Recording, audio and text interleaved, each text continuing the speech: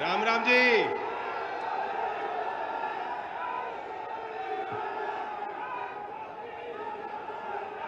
प्रदेश की विकास को पंख देने वाले, जिनके कुशल नेतृत्व से आज हमारे उत्तर प्रदेश का नौजवान नए सपने देख रहा है और उन्हें पूरा करने में सक्षम है, काबिल है, माननीय मुख्यमंत्री जी योगी आदित्यनाथ जी, उपस्थित मंचासीन राज्य के सभी सम्मानित मंत्रीगण, हमारे सांसदगण, पूर्व सांसद, सभी जिम्मेदार। आज एक विशेष अवसर है। मुजफ्फरनगर की धरती चौधरी चरण सिंह जी की और चौधरी अजीत सिंह जी की कर्मभूमि। आज आपकी इस धरती पे एक नवीन काम हो रहा है। मैं बधाई देता हूं उत्तर प्रदेश सरकार में हमारे मंत्री कपिल देव अग्रवाल जी को, जिनके नेतृत्व में ये काम हो रहा है। कुशल संचालन उनका हमारे इस मंत्रालय को, महत्वपूर्ण मंत्रालय विभाग को मिल रहा है। हम सब ने इस परिसर में मुलाकात की उन उत्सुक नौजवानों से, छात्र और छात्राओं से, जिनको बड़े पैमाने पे आज उम्मीद है कि उनके जीवन यात्रा में एक मील का पत्थर आज की तारीख साबित होगी, क्योंकि उनके इंटरव्यू हैं, उनको अवसर मिल रहा है। वही नौजवान जो मुजफ्फरनगर के गांव के किसी दूर दराज के क्षेत्र में एक गरीब घर में पैदा होके जब वो दिल्ली के बड़े राजनीतिक और व्यवसायिक गलियारों में जाते थे, वही नौजवान जो महसूस करते थे कि उनके लिए ताले लगे हुए हैं, आज उनके ताले की चाबी उनके हाथ में थमाकर यहाँ पर उनको निमंत्रण दिया गया है। मैं उनको आभार व्यक्त करता हूँ, बधाई देना चाहता हूँ, शुभकामनाएं देता हूँ। संत कबीरदास जी ने कहा था कि तिनका कबू न निंदिए जो पावन तर होए, कबू उड़े आखिन पड़े तो पीर घनेरी हो। यानी किसी भी चीज को आप छोटा और तुच्छ और अब से कमजोर समझोगे और आंकोगे तो आगे कष्ट होगा। हमारी सरकार भी इसी सिद्धांत पे चल रही है, सामंतवाद के खिलाफ, और समान अवसर सबको मिले, सबके प्रयास और पुरुषार्थ का सम्मान हो, संवैधानिक मूल्यों की रक्षा हो। यही एक मूल सिद्धांत हमारी भारत सरकार और एनडीए की सभी तमाम राज्यों में संचालित सरकारों का है। और ये उसका परिणाम है कि जो किसानी करने वाले लोग समझते हैं, जो गांव में मजदूरी करते हैं, वो लोग समझते हैं कि आपकी मेहनत के खून और पसीने की कमाई सुनिश्चित हो, सुरक्षित हो, इसके लिए भी यहाँ उत्तर प्रदेश की सरकार लगातार काम कर रही है। मैं बधाई देना चाहता हूँ। मंत्री जी ने अभी कहा 400 की बात कही, 400 की बात नहीं थी, बात तो 400 पार की थी, और 400 पार आपने करके बड़ा काम, बड़ा उपकार दिया। एक विश्वास आज पूरे प्रदेश में गन्ना किसान ही नहीं, सभी खेती करने वाले किसानों को है कि उनकी रखवाली करने वाले व्यक्ति, उनके हाथ में बागडोर है, और प्रदेश के मुख्यमंत्री की कमान ऐसे व्यक्ति के हाथ में है जो किसान की मेहनत को उसकी समझ रखते हैं और उनका सम्मान करते हैं। ये बहुत बड़ी बात, और इसका मैसेज दूर तक गया। साथ साथ आपने उद्योग में कैसे सुधार हो सकते हैं उस पर आपने लगातार आप बल देते हो, चाहे मोरना का हो, बागपत का हो।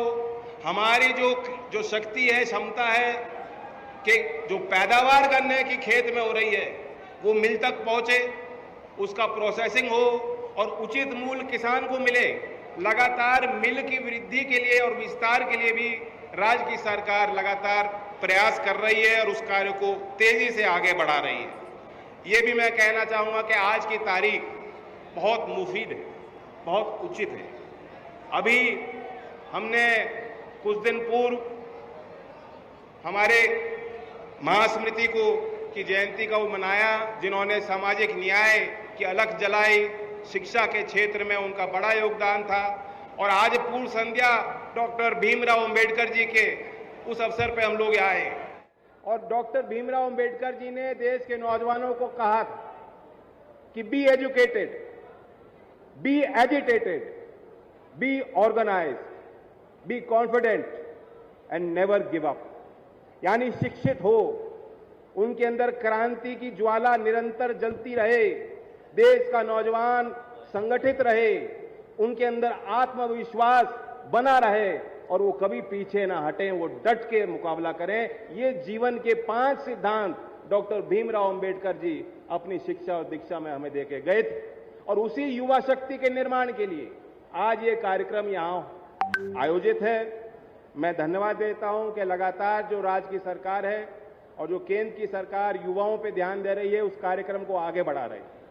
अभी केंद्र सरकार ने बजट पेश किया और क्योंकि आज का पूरा आयोजन युवाओं पे ही केंद्रित है, मैं बताना चाहता हूं कि अप्रत्याशित बढ़त, सबसे आज तक के देश के इतिहास में सबसे ज्यादा बजट स्कूल एजुकेशन के विभाग को केंद्र सरकार ने आवंटन दिया, 83,000 करोड़ रुपए का आवंटन। मैं धन्यवाद देना चाहता हूं प्रधानमंत्री जी की विजन के कारण ये जो है आवंटन बढ़ रहा है और ये एक निवेश नहीं, एक नौजवानों पे विश्वास है। कौशल विकास मंत्रालय का बजट, केंद्र सरकार के बजट में इस साल में 63% की वृद्धि कौशल विकास मंत्रालय के बजट में की गई है। और उसी दिशा में हम उत्तर प्रदेश को देखें, क्योंकि बजट सत्र उत्तर प्रदेश के राज्य सरकार ने अभी संपन्न किया। 9 लाख करोड़ का बजट, 9 लाख करोड़ से ज्यादा का बजट शायद आपने यहां पेश किया है। कल्पना कीजिए, अभी जो तिनके की बात हो रही थी, उन तिनकों को संवार के, उनको इकट्ठा करके, उनकी शक्तियों को बढ़ाकर नीचे से ऊपर लाने की कोशिश में आज उत्तर प्रदेश की सरकार 9 लाख करोड़ का बजट पास करने जा रही है और उसमें भी 1,77,000 करोड़ का जो आवंटन है वो कैपिटल एक्सपेंडिचर है, यानी मूलभूत सुविधाओं के निर्माण के लिए जो लंबी अवधि तक काम आएंगे, जन सुविधाएं होंगी, आपके यातायात की सुविधा होगी, वो निर्माण होंगे, पक्के निर्माण, जिसका लाभ हर एक को मिलता है, चाहे किसी जाति से हो, चाहे किसी धर्म को मानते हो, उसी रास्ते पे सब लोगों को चलना है।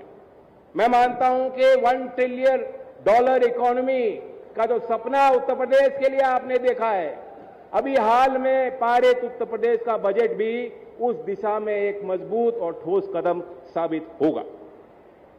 मैं बधाई ये भी देना चाहता हूं कि यूपी की सरकार ने उद्यमता को बढ़ाने को विशेष बल दिया।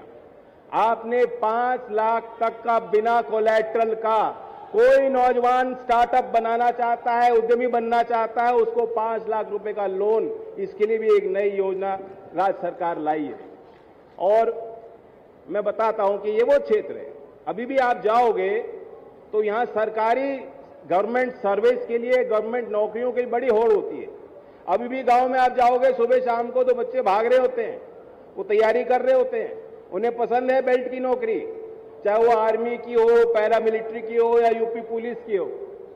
पहले क्या होता था हमने देखा है, भूल नहीं सकते, लेकिन आज उत्तर प्रदेश में जब कोई भी भर्ती होती है तो पारदर्शी तरीके से होती है और समान अवसर सभी उन प्रतिभाशाली बच्चों को मिल रहे हैं। उसके लिए भी मंच से मैं बधाई देना चाहता हूं। ये बड़ा परिवर्तन है। आज ये वो क्षेत्र है जहां एक एक गांव में सैकड़ों की तादाद में बच्चों को नौकरियां मिल रही हैं। लेकिन सिर्फ सरकारी नौकरी से काम नहीं होगा।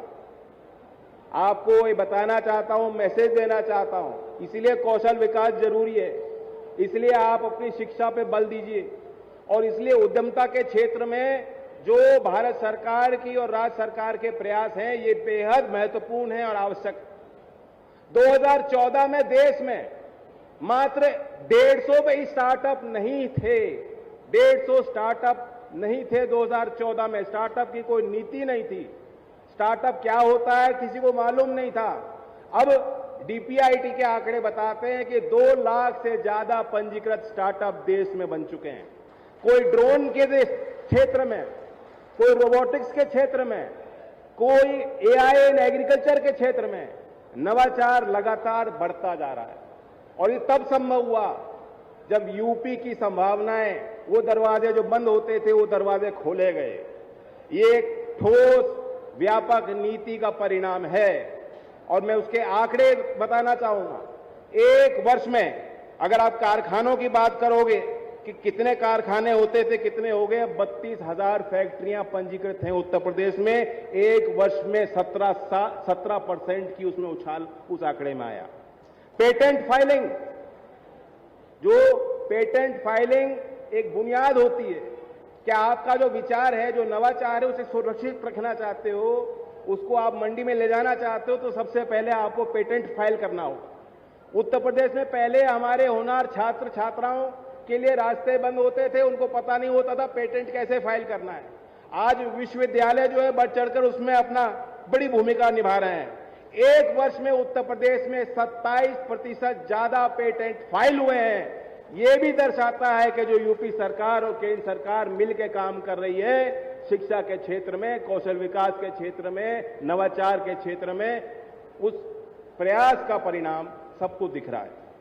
और उसी दिशा में आज 2 बड़े करार हैं जो आज मुख्यमंत्री जी के सामने इस बड़े मंच के माध्यम से एक शुरुआत होने जा रही है।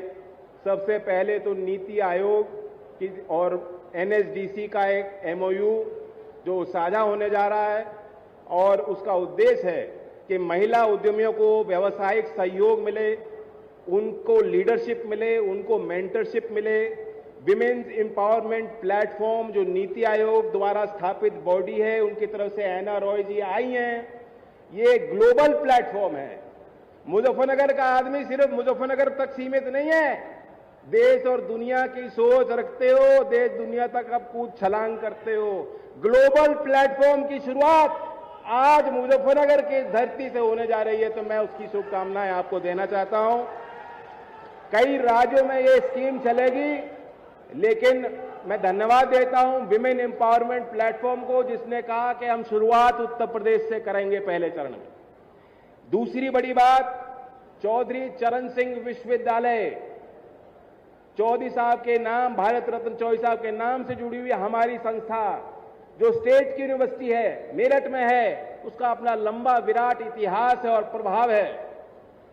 गूगल जो विश्व की बड़ी कंपनी है, एआई के क्षेत्र में, टेक्नोलॉजी के क्षेत्र में, गूगल और विश्वविद्यालय का एक करार और एमएचडीई का, हमारे मंत्रालय का एक करार हुआ था, और एक रोड मैप कि आर्टिफिशियल इंटेलिजेंस को आप देश के कॉलेजेस में, देश के पॉलिटेक्निक्स में, देश की आईटीआई में, देश के विश्वविद्यालयों में आर्टिफिशियल इंटेलिजेंस को पाठ्यक्रम में कैसे ला सकते हो, संस्थाओं के प्रशासन में कैसे ला सकते हो, एक रोड मैप तैयार किया गया है। उसका भी मैं उल्लेख करना चाहता हूं। मुख्यमंत्री जी के कर कमलों से उसकी भी एक शुरुआत हो जाएगी, रोड मैप पेश किया जाएगा सभी के अध्ययन और विचारों के लिए। मैं महिलाओं पे विशेष एक बात रखना चाहता हूं, क्योंकि आज देश के इतिहास में एक बड़ा मोड़ आने वाला है, जिसकी सुगबुगाहट आप सब तक पहुंच गई होगी। और मैं बताना चाहता हूं, मेरे हाथ में वो पत्र है जो प्रधानमंत्री जी ने मुझे भी लिखा है, और देश के जितनी संसदीय दल हैं उनके नेताओं को एक एक को लिखकर, पत्र लिखकर प्रधानमंत्री जी ने देश के लोकतंत्र में महिलाओं की भागीदारी को सुनिश्चित करने और आगे बढ़ाने के लिए अपने समर्पण को व्यक्त किया है। हमें ध्यान देना चाहिए, देश की आधी आबादी है, लेकिन जब वो देश की आधी आबादी जिम्मेदारी लेती हैं, जब वो करवट लेती हैं, तो पूरे समाज को आगे बढ़ाने की शक्ति रखती हैं। तो उस महिला नारी शक्ति के का नमन करते हुए मुझे पूरी उम्मीद और विश्वास है कि 16, 17 और 18 तारीख में पूरे देश की, सिर्फ महिलाओं की नहीं, समूचे समाज की नजर भारतीय संसद पर टिकी होगी, जहां से नया इतिहास रचने जा रहा है। मैं अपनी तरफ से, अपने दल की तरफ से, मुजफ्फरनगर के इस मंच से ऐलान करता हूं कि हमारे सभी सांसद, हमारे प्रतिनिधि तत्पर हैं, तैयार हैं और उत्सुक हैं कि वो कानून पारित हो और महिलाओं को उनका असली हक और अधिकार और उनकी गिनती दी जाए। मैं ज्यादा नहीं बोलना चाहता था, मैं सुनना चाहता हूं मुख्यमंत्री जी का एक बड़ा व्यापक संदेश। मुजफ्फरनगर की धरती पे आप आए हो, मैं मुजफ्फरनगर वासियों की तरफ से उनको आभार व्यक्त करता हूं और आपको भी बताना चाहता हूं, मैं एनडीए के घटक दल के एक नेता के तौर पे यहां मंच पे हूं, और एनडीए आप जानते हो इसके शिल्पकार कौन थे। एनडीए के 1983 में 1983 में चौधरी चरण सिंह जी और अटल बिहारी वाजपेयी जी ने हाथ जोड़ के एनडीए का एक सपना देखा था और पहला निर्माण किया था।